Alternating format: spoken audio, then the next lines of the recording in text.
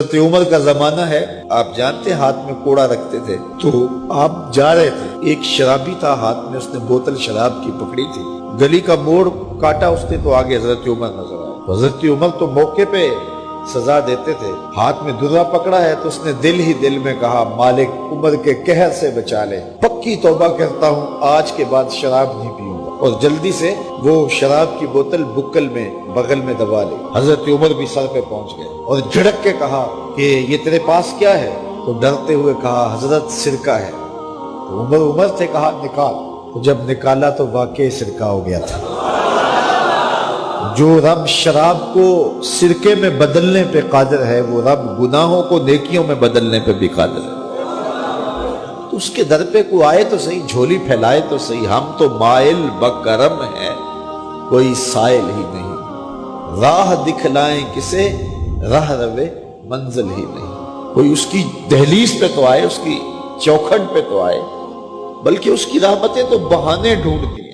بشر حافی ایک بہت بڑے شرابی تھے اور زندگی شراب کے نشے میں دھت گزرتی تھی۔ ایک دن گلی سے گزر رہے تھے، کاغذ کا ایک ٹکڑا دیکھا، اس پہ رب کا نام لکھا تھا۔ یار بندہ گناہ گار ہو بے ادب نہ ہو، گناہ گار ہو بے ادب نہ ہو۔ تو کاغذ کے ٹکڑے پہ رب کا نام لکھا تھا، اس کو اٹھایا، چوما، صاف کیا، خوشبو لگائی اور اونچی جگہ پہ رکھ دیا کہ یہ میرے رب کا نام ہے، اور شراب پینے پھر میخانے میں چلے گئے۔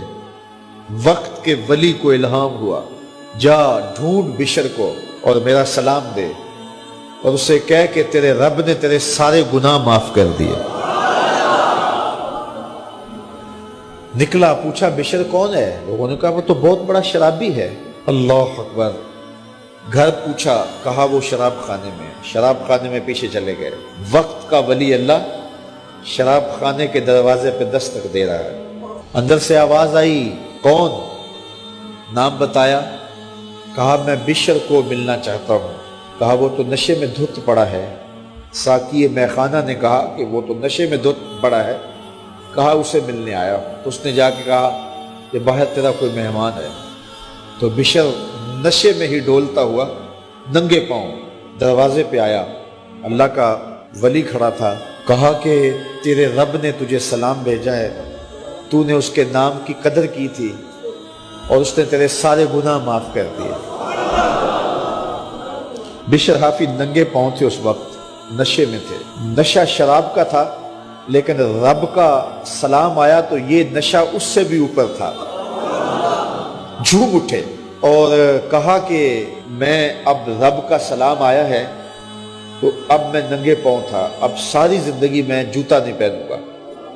عربی میں حافی ننگے پاؤں والے کو کہتے ہیں، تو بشر حافی کو بشر حافی اس لیے کہتے ہیں کہ وہ ساری زندگی پھر برہنہ پا رہے، انہوں نے کبھی بھی جوتا نہیں پہنا تھا، زندگی بدل گئی، لیکن پاؤں میں جوتے نہیں پہنتے تھے کہ میرے رب کا سندیسہ جب میرے نام آیا تھا، میری جب تقدیر بدلی تھی، میرے رب نے جب مجھے محبت نامہ بھیجا تھا، مجھے سلام بھیجا تھا، پیغام بھیجا تھا، تو میرے پاؤں میں جوتا نہیں تھا۔ تو بشر حافی جوتا نہیں پہنتے تھے، تو رب نے کرم یہ کیا کہ بشر حافی نے گھر سے مسجد میں جانے کے لیے جو راستہ اختیار کرنا ہوتا تھا، اس راستے پر جانور گوبر نہیں کیا کرتے تھے، جانور لیت نہیں کیا کرتے تھے۔ یہ بشر حافی کی گزرگاہ ہے۔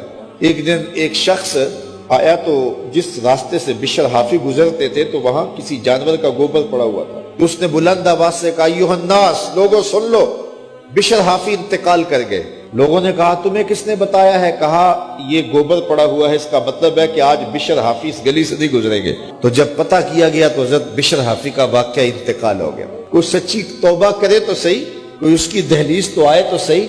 ہم تو مائل بکرم ہیں، کوئی سائل ہی نہیں، راہ دکھلائیں کسے راہ روے منزل ہی نہیں۔ کوئی جھولی تو پھیلائے، وہ تو کریم ہے، اس کی تو رحمتیں آواز دے رہی ہیں، یا ایھا الانسان ما غرک بربک الکریم، او بھاگے ہوئے انسان آجا پلٹ کے، تیرا رب بڑا کریم ہے۔